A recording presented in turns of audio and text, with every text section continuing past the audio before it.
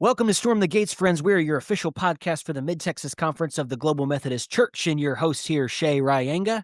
And I am Jason Nix, and we are here on another Tuesday recording this episode and excited for the conversation with Ray Zirkel. I'm going to just say this, Shay, this just popped in my head. So I have an X in my last name. My last name is Nix. But how awesome would it be to have a Z? A Z. The Z-Man, there's so many nicknames. I wonder, we're I going know. to ask Ray if he's had some nicknames. Absolutely. So Growing anyway, up with the Z last name, it's just, you're always last. If anything's yep, alphabetically ordered, pick always last. What's that? exactly. Well, you're not in a rush. It's like graduation. We don't need to get there right on That's time. true. Oh, yeah. I'm just Yeah. saying, there are That's true. perks. There are perks. So no, Definitely. we're excited. We're excited for a conversation with Ray Zirkel and everything taking place in Costa Rica. Obviously, our initial annual conference. That's not the right word I'm looking for, Shay. What word am I looking for? Annual Awakening, General No, no, Conference, Convening General Conference of the Global Methodist Church. The convening general conference was in Costa Rica, and Ray's partnership was a huge part of that. And I know, just as Mid-Texas folks, we are partnered with Costa Rica and doing mission projects and helping the church down there. And that's not the Global Methodist Church in Costa Rica. Shay, correct me on this, and maybe Ray can clarify this too. But it is the Methodist Church in Costa Rica Right. that we are officially partnered with as a denomination. And so if you haven't heard Ray's name bantered about in Mid-Texas circles and mission conversations, you will after today for sure. And we are excited for you guys to get to hear from him and everything God's doing in Costa Rica, and how we as Mid-Texaners can partner and join the fun. Yeah, if it's been a while, sometimes, planning a mission trip, coordinating a mission trip, if you're at the local church level, man, that's really hard to do. There's a lot of details, there's a lot involved. And so, one of the things we want to do as a Mid-Texas conference in supporting ministries that help energize, equip, connect, um, that key piece here with our global missions is really important, because there's some folks that are absolutely committed to global missions, like our partnerships in Costa Rica, Bulgaria, now Rwanda, that are doing things that make it a lot easier for local churches to get on board with and sign up and go do. So without having to plan all the flights and do all the details, there's some work, there's some steps that everybody's going to have to take. But just want to encourage you, if you've not familiarized yourself with the midtexasgmc.org website, there's a landing page there where you can stay up to date on all the mission trips throughout the year to Costa Rica. We're going to talk to Ray about his connection to Costa Rica, the story of how his ministry there got started, the partnership with Mid-Texas Conference in Costa Rica, of the amazing work of the Holy Spirit at the convening conference of the Global Methodist Church in Costa Rica. And there's several trips every single year where it makes it easy for a person to just sign up, whether you have a big church group that can put a trip together, that's great, but it's as easy as filling a trip as well. If you're an individual interested that wants to go, they've made it a lot easier than if you were trying to plan a trip by yourself at your local church level. So, we want to make sure we're doing that, not just in global missions, but, things like men's ministry, women's ministry, young adults, Revive. You've heard us talk a lot about Revive. These are key ways where the conference is really involved in leveraging resources and people to help energize and equip the local church. It makes it a lot easier for local churches to do youth ministry, children's ministry, and support that in ways. This is another way, like the local church is absolutely supported at the conference level. 100%. And I want to share a name with you guys that you might not know. So Dale Wilbanks has been one of the primary partners with Costa Rica. And then I helped for a little bit and have stepped back from our Bulgaria partnership. You know that Ryan Barnett and Matt Peddington are taking on a lot of the initial launch into our partnership with Rwanda. Those are all names you might know. but this name you might not know is Lindy Thomas. So Lindy Thomas is now the Mid-Texas chair, kind of the person that is overseeing and help coordinate things like trips and communication around trips to Costa Rica, trips to Rwanda, connection and trips with Bulgaria. Lindy has got a years of experience in global missions. And so I'm actually I don't have her permission, but it's a Mid Texas email. So I'm just by the fact that we're the official podcast of the Mid Texas Conference. If you want to get a hold of Lindy, I would encourage you to do it. And it's Lindy, Lindy, Thomas, Thomas, at midtexasgmc.org. That is her email. We're actually working to get Lindy on a podcast episode with us so she can talk about all the things going on around the world. But we're excited to talk to Ray Zirkel today, a great resource for your local church. Is as we partner with Costa Rica. We actually, I think maybe the episode before this, if you missed it, go back and listen to it because we talked a lot about Rwanda and what God's doing in our church globally, in and on the continent of Africa. And then if you missed it before that, we talked with Daniel Topowski, who is the president of the Bulgaria conference. That's not the right word. Give me the right word, Shay. So he serves on the Connectional Council as Yep. well. So that's a big commission that kind of does the work that General Conference lays out and approves in between General Conferences. The Connectional Council is meeting on a regular basis doing that work. So he's on that. And I believe he's the conference superintendent. Yeah, that's the right word. Is that right? I think that's right. We may have to double check ourselves for the Bulgaria conference. So, in my defense, we have had many different titles for Yeah. the same position over the last 2 years. So, yeah, conference superintendent of Bulgaria. So go listen to that episode with Daniel Topowski. Go listen to the episode about Rwanda with Ryan Burnett and Matt Pennington, and then hang out for the rest of this episode with Ray Zirkel. And then if you have any questions, you want to find out more, get a hold of Lindy Thomas, and we'll include her email in the show notes as well. We look forward to you guys hearing this conversation with Ray, and here we go. Ray, we're so blessed to be with you today with a last name like Zirkel. You know, it's amazing, Z last name. So I imagine growing up in school, Jason brought this up that, alphabetically, anytime you got to line up in alphabetical order, things like graduation. Do you kind of get accustomed to planning for those sorts of things?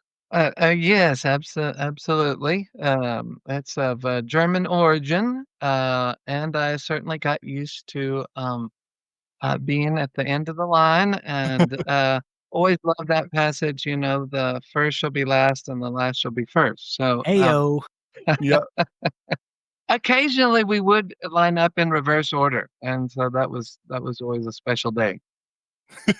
Any fun nicknames? Did you have any nicknames growing up with the You last know, name for with a Z? fortunately, that television show of Urkel came out after I, was through high school, but I'm sure had I still been in school, uh, I would have, received, a little bit of fun from that. You didn't have to I stretch your voice in those upper octaves to do the No, no, imitation of Steve Urkel. Okay. I didn't even think exactly. about that, but yes, absolutely. The timing of that last name with Family Matters would be traumatic for some. Absolutely. Well, Ray, man, it's so good to be on this podcast with you, and whether the audience is listening just with audio or watching us on YouTube, man, we want to just get to know you, and some folks, maybe even a lot of folks in Midtex, have heard your name, have heard about what God's doing in Costa Rica, but we would love just to maybe start as far back as you want to go, just to kind of about how the Lord moved in your life, and maybe even just your call to Costa Rica and how all this has come together. We'd love to hear it. Wonderful. Well, thank you, Jason and Shay, again for the chance to be here with y'all, and, just continue to pray that the Lord will continue to bless your, ministry, in powerful ways, through this, medium. So full confession, pastor's kid, growing up in South and Central Texas. for a Methodist preacher's kid to only go to 2 schools was pretty remarkable, and the 8 multiple moves and so forth. Elementary was down on the coast in Aransas Pass, and high school was in the beautiful hill country town of Marble Falls, just outside of Austin. From there, I had grown up being a SMU Mustang fan, with family members having gone to seminary as well as undergrad there, and an older sister who had graduated. Um, and so there really wasn't a whole lot of option as to where I would apply. Ended up making it in, and thankful for many great scholarships that my parents were able to get, and made my way up to Dallas for 4 years. It was during that time, I'll go back, really grew up going to camps and camping ministry, as you may imagine a preacher's kid would, but um, just fell in love with that kind of environment. And at one of those camps, was 10 years old, made my own profession of faith, and began to grow and understanding that this was more than just being a preacher's kid thing, but that there was a personal responsibility and privilege that went with that. And so we were blessed with numerous youth leaders and camping ministries all through junior high and high school. That passion for that kind of ministry continued on when I was in Dallas. Became very active in both a local Sunday school class at Methodist Church and several other campus organizations. And it was during those days that I felt a call to ministry and missions in particular. It was kind of a strange combination. Um, wouldn't think that a Latin American history class or a second year Spanish would be the means that the Lord called people into ministry, but those were certainly strong factors in that uh, I just had a deep, deep passion for the culture, the language, and the people in Latin America, along with uh, a call for teaching in particularly. Um, as I look to future ministry. Because our family was surrounded with lots of local pastors, including my father, I really didn't have a clear understanding of, well, what does that kind of ministry beyond the local church look like? I mean, should you go to seminary? I mean, the overwhelming response was, okay, it's time to go to a local church. And as much as I appreciated that and loved that and spent time working in local churches, particularly at that time, it wasn't the call that I felt that the Lord was leading me to. And so, um, when all else was unclear, you do something else. And with my SMU history and Spanish degree, it was time to become a roofer.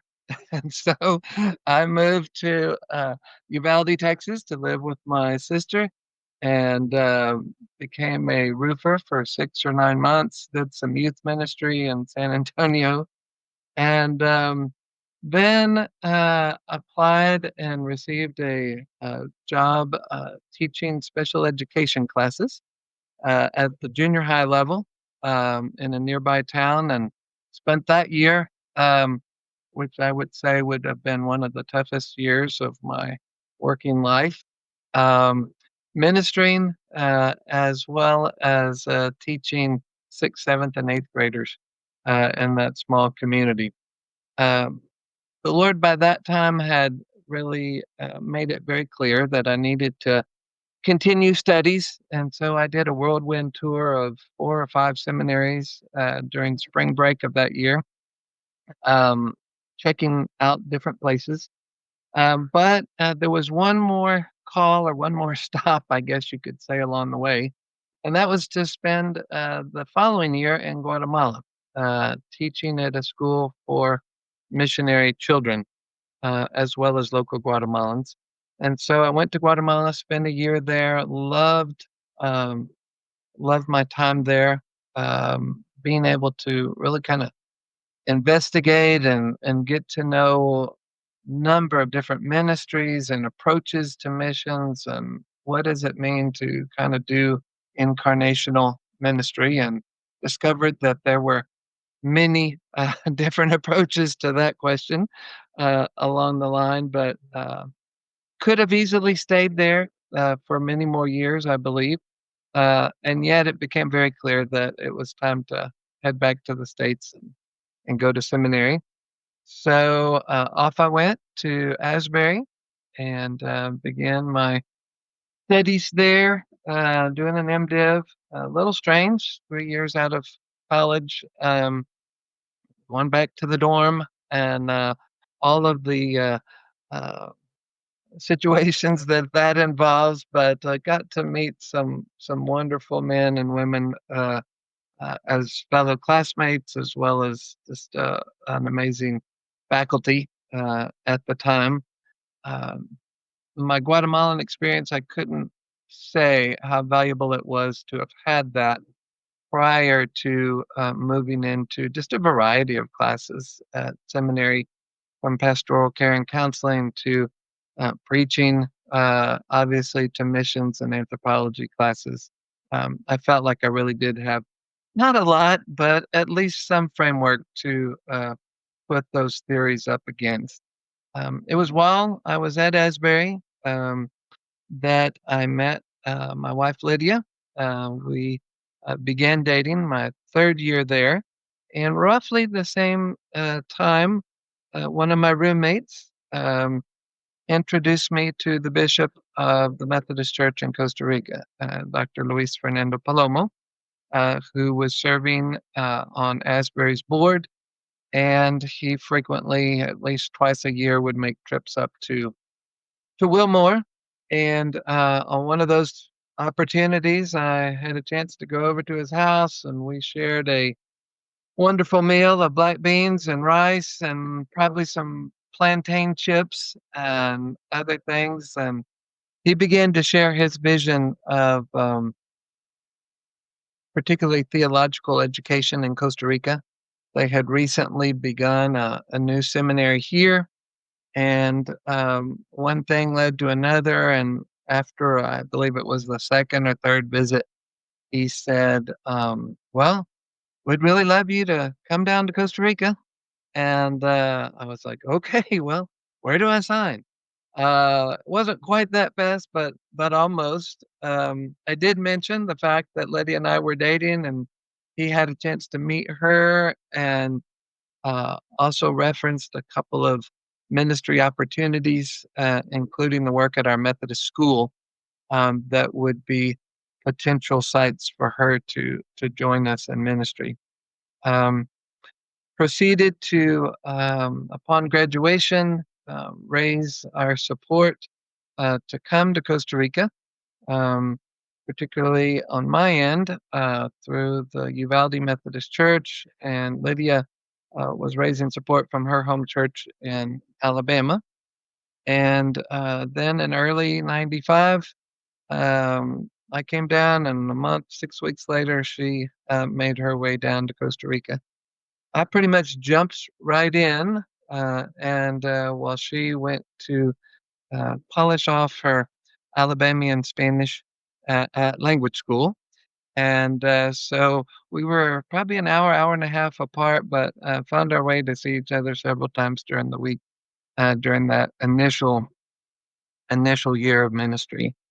Um, Things grew, doors opened, and we have felt nothing but the local church's support and the Lord's leading into many different areas of ministry. And perhaps I'll kind of move into that area at this time. Um, Back then, our seminary classes, and so I jumped into teaching within a couple of months of arrival, uh, was a 1 week intensive model of classes where our students, most of whom were currently serving local churches, would come into town. Some 5, 6, 3 or 4 of them would travel a bus 8 or 10 hours um, on a Sunday afternoon, evening, and study with us Monday through Friday, head back home, and 3 weeks later, kind of repeat that cycle. Um, we also had what we called back then regional seminaries that were geared for laity who didn't necessarily feel a call to full time pastorate, but who wanted to just kind of sharpen their skills, maybe in youth ministry or a particular inductive Bible study or counseling class, something like that. We would offer that in their local churches. So that was something that started, yeah, 30, 31 years ago and continues today as far as ministry. With COVID, we pivoted and now do a number of classes online, though we still try to do several each year in person out at our Methodist Seminary campus. Fast forward 2 or 3 years, and I started getting calls from supporting churches and individuals in the States. Hey, do y'all do mission trips? And we're like, well, we've seen some here in the country. We haven't led any yet, but let me go check with the bishop. And so we would go periodically those first couple of years, maybe 4 or 5 teams a year. And he would kind of determine where the greatest need at that time was. And off we would go with X mission team, some from Texas, others sprinkling from Alabama and Tennessee. But there was no more than, I would say, 5 or 6 in any one year, those first couple of years.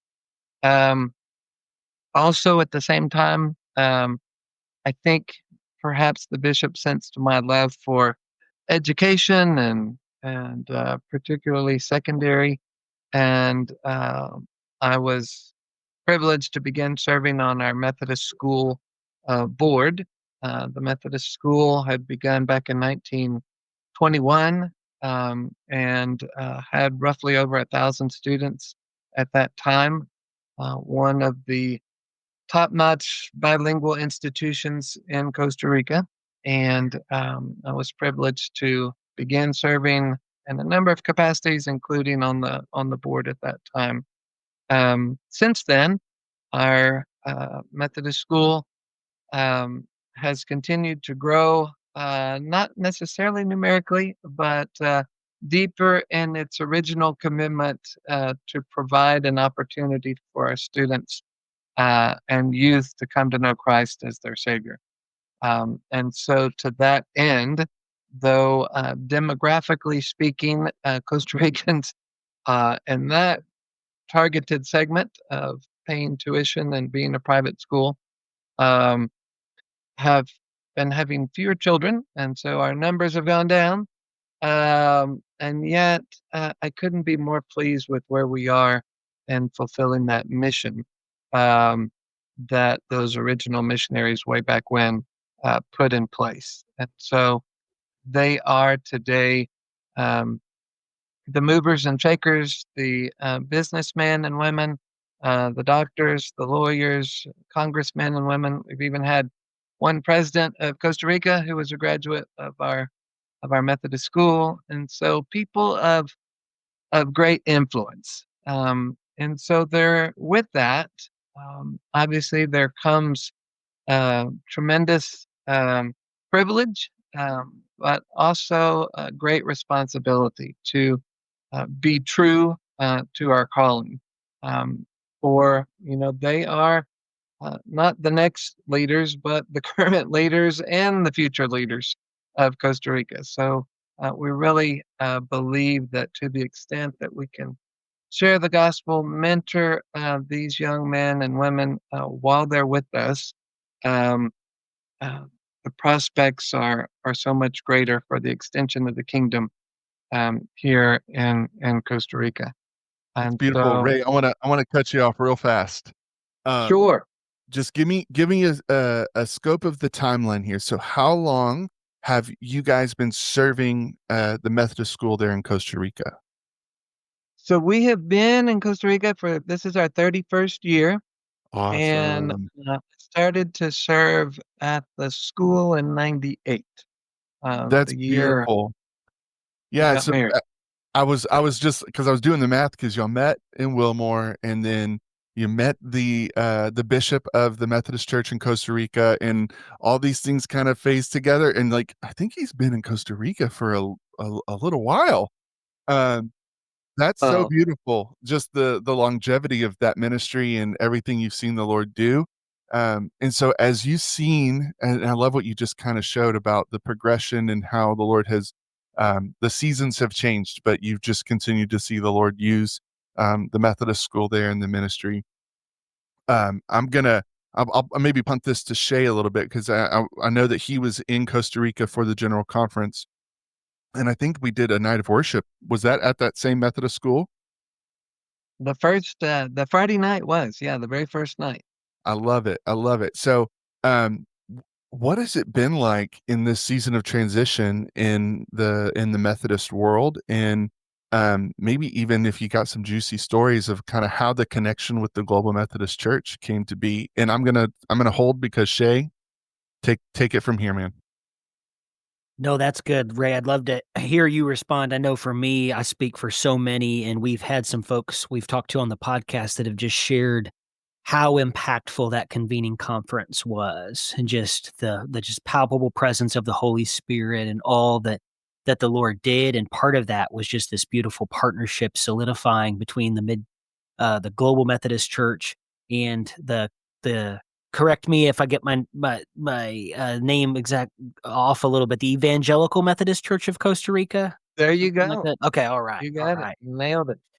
So, yeah, is there, a story there or 2 for you that really stand out in terms of that transition, and the partnership? Wow. Yeah. So, I don't know exactly how far back there to go, but I will say once the decision was made, we had a few inklings before the official announcement was made that there could be this upcoming convening conference in Costa Rica. And I just kind of look back at that and say, well, what led to that? And it was those partnerships prior to any kind of disaffiliation or anything else that the Lord had planted those seeds and certain relationships had already been formed. Nevertheless, people here in the local Methodist church, aside from the bishop and perhaps one or two others who had been to the States for other conferences, were completely unaware of the magnitude of the event. Um, Not just the number of people coming, but the magnitude, just from a historical and theological sense, of this incredible new beginning that they were going to be privileged to be a part of. Um, and as we continued in the months and weeks leading up to the conference to share with them, every time their eyes would just get a little bit wider, and they're coming to Costa Rica for this event. And, one of the questions was, well, why are they coming here? And we're like, well, they love you and they want to partner with you and they want to get to know you more. And they see God doing things in you um, that they would like to imitate back at home. And so all of those it was just an amazing, encouraging time for our people here. We obviously are a connectional church within the Evangelical Methodist Church of Costa Rica, 110, 115 congregations or so. But beyond Costa Rica, there hasn't been very much experience, I guess I should say, with people having, that kind of a relationship on a church to a broader church kind of level. Yes, local work teams come and people appreciate those um, relationships and they are critical. But that's, more person to person, local church to local church. And so to think of a whole national church relating down to a whole global church, um, just kind of blew people away. And yet they're still talking about it. We had 8 of our Costa Rican church members formed part of the prayer team that met out at the convention center. And they joined with, I think there was maybe 15 or 20 representatives from the Global Methodist Church. And so you had these 8 Costa Ricans with 20 others that were in the prayer room anytime the convention center was open. And they still come up to me, "Oh, Pastor Ray, Brother Ray, thank you for that opportunity." We will never forget that. The times of worship, the times at the Methodist school, the Tuesday night combined service where we had, I think 1,000 or 1,200 Costa Ricans from literally all over the country join us in for worship. All of those are such special memories and served as a great encouragement to our church here. Ray, what's the relationship? Because I'm very ignorant about this. What's the relationship between you and the seminary there?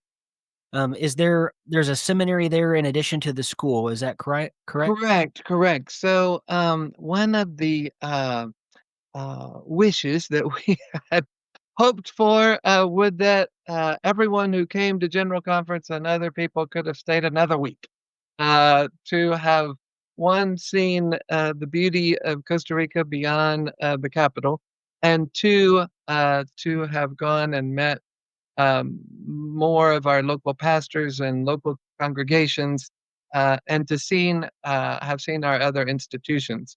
Um, some did make it to the children's home, a few made it to local churches, but no one made it actually to our seminary campus. And so the seminary is actually out near the airport, and it is where since 1989 that institution has operated. And so I continue to serve as a professor there through the seminary, whether in-person classes or online. That's awesome. I may be starting a petition with what I'm about to say. We haven't worked this out, I don't think, theologically as a Global Methodist Church yet. We've got other fish to fry, so to speak. But I'm all about us thinking about canonizing saints. And in my mind, if I can think of a patron saint of the Global Methodist Church, I can't think beyond the name of William J. Abraham. Amen. And just thinking about where in Central to Eastern Europe, where the Global Methodist Church was so early to form, thinking about all the work that Billy did in Costa Rica, I believe partnered with you going back many years.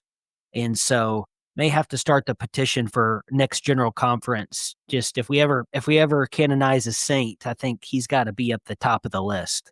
Absolutely. It was always such a joy to have Billy here with us. I was always just a little bit tense, as sometimes we would drive from the airport to his hotel, and we might change the entire curriculum for the week. That In sounds the about last right. minutes, but it was always going to be good.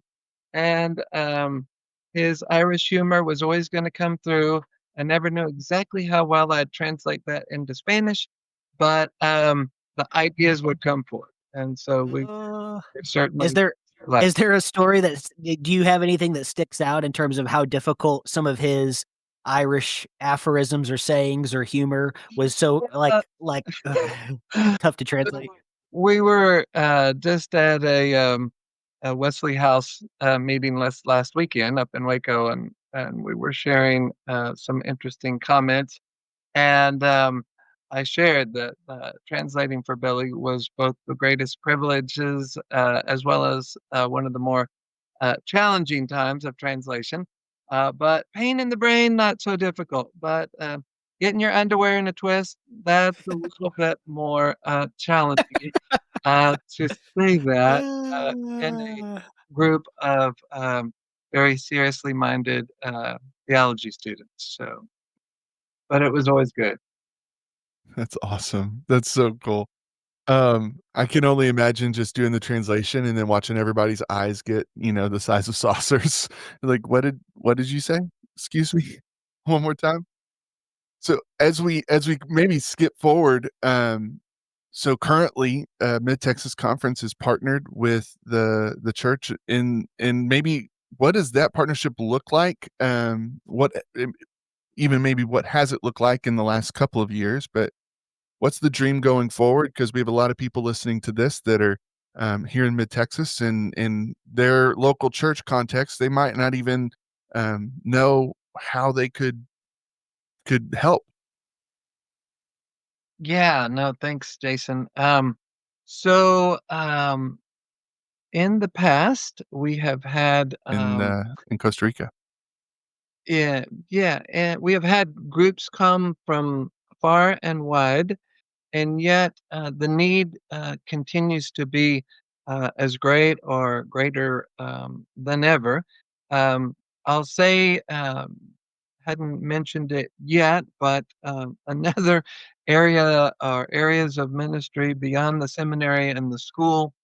Back in 2005, we felt a passion to um, reach out to abandoned and abused children, and that led us to begin our work with the Methodist Children's Home. Kind of together with partners in the states, raised the funds, and today that's where my wife Lydia serves as the director for our ministry to orphaned kids. And today, I think we've had about 165 children come through there. Many have been adopted, others reunited with family members. But for example, every bit of construction on that site has been done by volunteer teams who have come down and worked with us. We always say that it's not how much actual work or blocks that get laid or concrete that's poured or rebar that's tied, but it's the relationship in that case with the children, with the staff, with the team, the support team at the home that continues to um, be an encouragement and allows us to move forward. And we pray that the kids' stories. And their growth and development. There is a reason why we called it a home, and we try to make it as much like a home as we possibly can.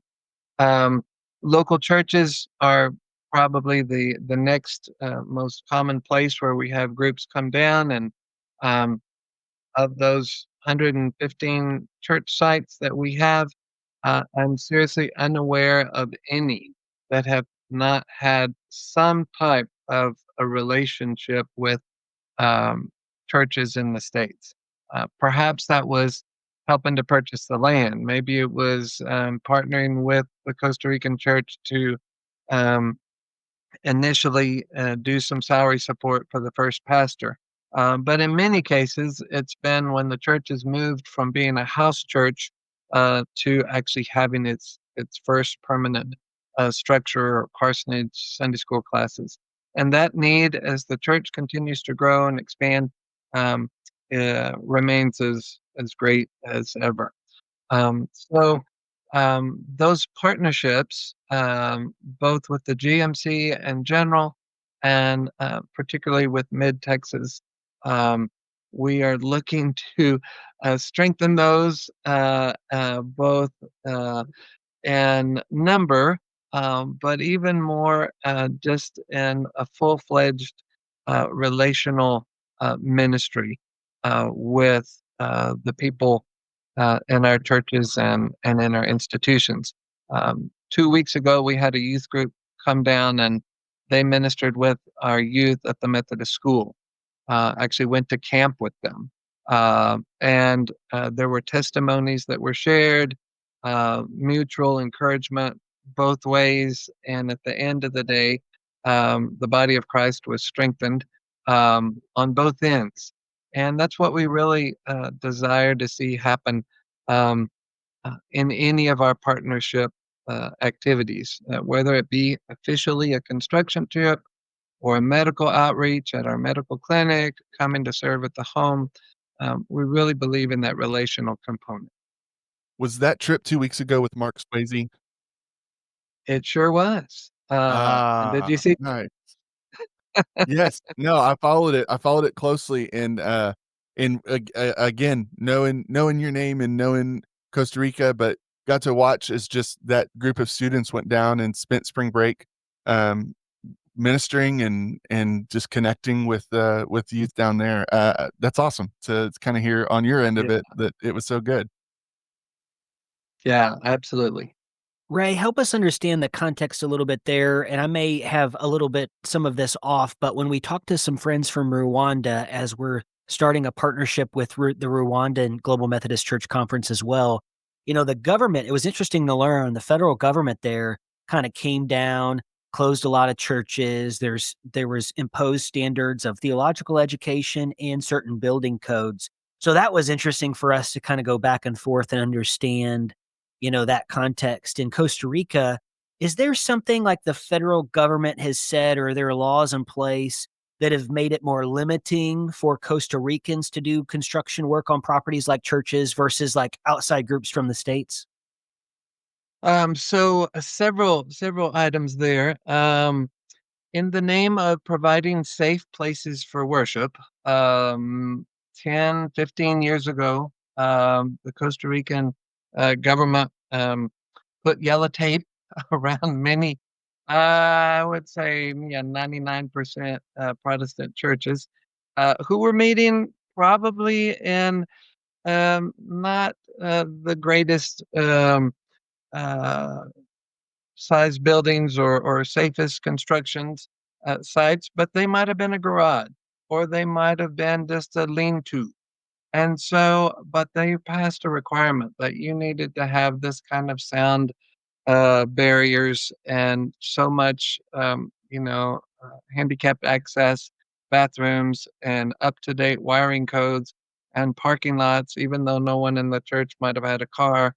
And so, some things you could certainly understand and were good and would push people forward. Fortunately, we have gotten past and almost all of our buildings have met those basic code standards, though we are still doing some rewiring of our older churches. But yes, there are certain standards for worship facilities. Secondly, when it comes to people on work sites, and I love the question, Shay, because depending on where people may or may not have gone before on a prior mission trip, the whole congregation might be out there joining them on the work site. In Costa Rica, due to Costa Rican labor law, there is no official category for a volunteer, whereas North Americans can be volunteers. If you're a Costa Rican and you are doing anything under someone else's direction, i.e., a work foreman, um, you should be paid for that. And particularly if you have an accident, the socialized medicine will not cover you, or in the worst case, they will fine, in this case, the church for not having you listed as an employee. And so the word has gone out from the highest levels of the church here that in all but the rarest of circumstances, no Costa Rican should be on site unless they are in the payroll. And so while we would love to be able to pay 10 people, usually that's two or three that work team supply funds help cover their salaries while the teams are there. But we can have 25 North Americans on the site, but we're paying two or three Costa Ricans. So that's another limiting factor compared to perhaps other regions of the world. Yeah, that's super helpful just for all of us to be aware of and to know. I think, well, a lot of times we make assumptions around, well, why are, you know, they helping themselves? I'm being crude intentionally with my language or whatever. There, it's just like, well, there's some good reasons here. There's some factors that are tough to overcome, some obstacles. I was wondering too, weather-wise, when we were there at the convening conference of the general conference, uh, we rainy season, and it rained at least half, in many cases, 3/4 of the day. Does the weather there impact, the perpetual work that needs to be done as things wash out? And no matter how great the construction might be, it just seems like, some parts of the world, it's just you just gotta keep at it. Right, right. It's kind of funny, and I say this in all seriousness and with much love. Um, I suppose it is after being in Costa Rica for as long as we have that it rains, and so, in our part of Texas, we get very excited and grateful for the rain, and, sometimes we wanna just have a party because it's actually raining, but we don't plan on doing things in the rain so much, when it does rain in Texas. Here, people just kind of adapt. If it's lightning, yeah, no, we'll come in, um, but we have rain coats and pants and usually tell people if it is that time of season in that area, bring some boots that you don't mind getting a little muddy. And above all, we want to be safe on those construction sites. Uh, but when it starts to sprinkle a little bit, we're just most of the time, folks are still out there pouring some concrete or laying blocks or digging a ditch or whatever the case may be. Again, keeping safety at the top of the list, but we don't run in necessarily. Having said that, we do have a rainy season, and the convening conference was smack dab in the middle of rainy season. So it will start raining typically the end of May, early June, and go through October. Starting in November, maybe just 2 or 3 days a month, and, like this time of the year, starting in January through April, we haven't had rain in the last couple of weeks here in the Central Valley. It's good. Can you give us a picture of what it's like? Just imagine you guys serving down there in Costa Rica, but still very closely knit and traveling very often to the states, and then even beyond that, your theological education was in Wilmore at Asbury, um, and it feels like you've lived in two different worlds, and so you get a unique perspective of both worlds, and so as many of us as Methodists and Global Methodists, um, we're just now kind of entering a new season of awareness of worlds other than our own, and a lot of us have an understanding of missions and connection in these kind of trips and things, but we don't ever really have a clear picture of what the reality of faith and the church and life together looks like in places like Costa Rica and Rwanda and Bulgaria. And I feel like in this season, that's really been the push for our leadership, is to try to get us to think differently around what it means to partner with churches in different parts of the world. And so you have a very unique vantage point because you've lived in different worlds for a very long period of time. What are some of the things that you often see, um, on vice versa from both ends, that maybe other people don't? Yeah, thank you, Jason. It's always, it's exciting, to have first-time guests, come in because you, get to, see again through their eyes things that such as the rain, that, you kinda get used to, in a number of ways. Again, Costa Rican traffic, was something else that I think, jumped out perhaps, to the people at the convening conference. That was even a long day, by Costa Rican standards, but, I think, some of the, areas that at least, we witness, on the North American end, when people come and partner, with us is the Costa Rican, hospitality. They are very giving people, um, and, want to serve however they can. Um, Something that we've been toying with, and I pray that as the relationship with Bulgaria and Rwanda continue to um, continues to grow, that maybe we can have the four conferences um, mutually serve each other. I can think of nothing more exciting than having some Costa Ricans go to serve in Rwanda, or some Bulgarians come to serve here, or however that looks. But Costa Ricans are ready to serve, and those in the church um, certainly do that. And so being able to provide them an opportunity to serve, um, their hospitality and service is kind of in full force whenever groups come down. Worship services, very passionate about their faith.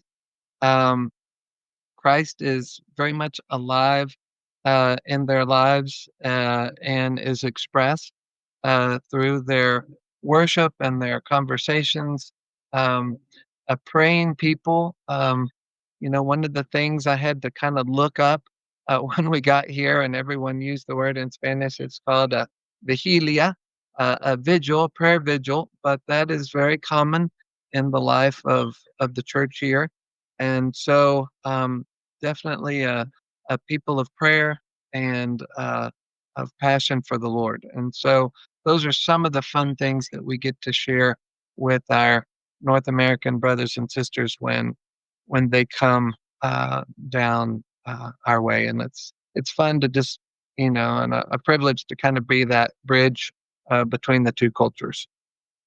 The movie montage that runs through my mind sometimes, I don't know, I allow myself to kinda look over my life at the 30,000-foot level, past, present, and future, and just God's faithfulness through it all, and I was just thinking about the little I know just a snapshot of what you've shared with us about just going to that Latin American history class, Spanish class, sensing that call, being a roofer in Uvalde, being a special ed teacher, to the year teaching in Guatemala, and now the 30 plus years in Costa Rica and this Global Methodist Church partnership and all that's come together.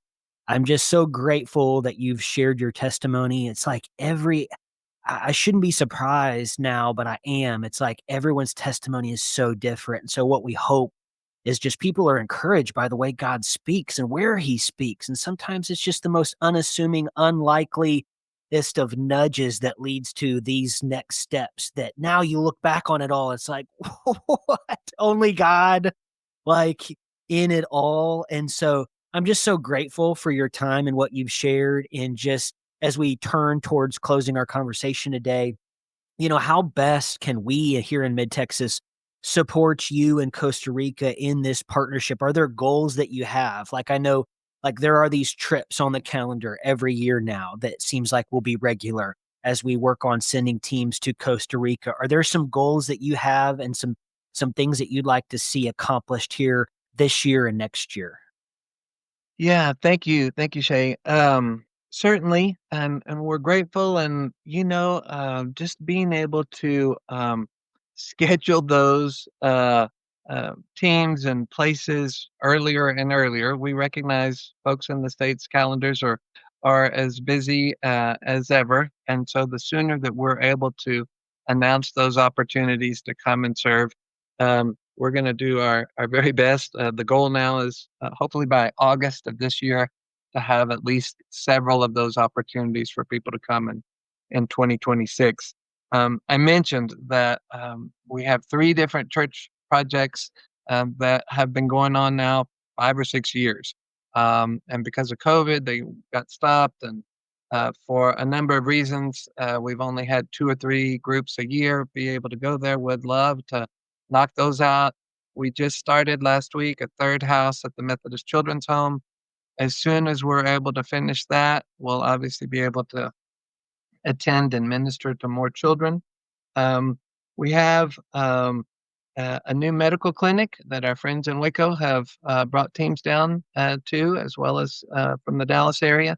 And we're actively recruiting medical teams to come down and be a part of that ministry. Um, Above all, I would simply say to pray for the leadership in the Methodist Church here. Um, Pray that our men and women will continue to answer the call to ministry. The youth movement, young adults are growing strong. Our bishop loves to go to youth retreats, and I was sharing with someone not too long ago. They said, "Ray, how do people come to the seminary?" And I said, "Well, generally it's when the bishop goes to a youth retreat, and there'll be like 30 people who the Lord calls into ministry at one youth event." And so pray that they will remain open and hear the Lord's voice when He does speak to them. We are so grateful for the partnership with Mid Texas, and as a family and as the Methodist Church in Costa Rica, know that we covet those prayers and your presence with us, and look forward to all that the future holds. Absolutely. Can you do one quick piece of translation for me? Can you translate "storm the gate"? How would you say that? Ah, agarra el portón, grab the gate, uh, Alright. quiebra el portón, Uh, sí, abre el portón, something like that. Alright. I'm not Not even a, there's not a literal translation for to storm in Spanish that I'm aware of. So we're either breaking attack it the gate. down or we're opening it. Ataque el portón. There you go. There we go. Ataque El Porton. There you go. There you go. That's so good. Ataque El Porton. Ray, thank you so much, man. Just real quick, we're gonna button this up. If you're listening to this and the Spirit has stirred, and you want to be one of those people getting your boots muddy, helping to finish these projects, obviously, first step is prayer, and we just want to cover Costa Rica in prayer, and we know they're praying for us. But if the Spirit has stirred and you're saying, okay, Lord, I got some boots, I can get them muddy. Contact Ray Zirkel, contact Lindy Thomas, contact Dale Wilbanks. Go to your pastor and say, I'm going to butcher it, Ataque El Porton. We're going to storm the gates together with Costa Rica. So, Ray, thank you so much for your time. Man, we're so grateful for you. We can't wait to hear what all God does in the weeks and months to come. Thank you so much. Look forward to being in touch. Thank you for listening to Storm the Gates. We hope you leave us a 5-star rating, subscribe and follow us, share it around if this podcast blessed you. We'd love to connect with you. You can find us online at stgpod.com. You can email us at stgpod@midtexasgmc.org. You can also connect with us via YouTube. We're video now, Instagram, Facebook, Spotify, and Apple. We hope you stay up to date on all that God is doing as we share testimonies of His powerful work in the Mid-Texas Conference of the Global Methodist Church. Remember, the gates of hell will not prevail against the church. Storm the gates.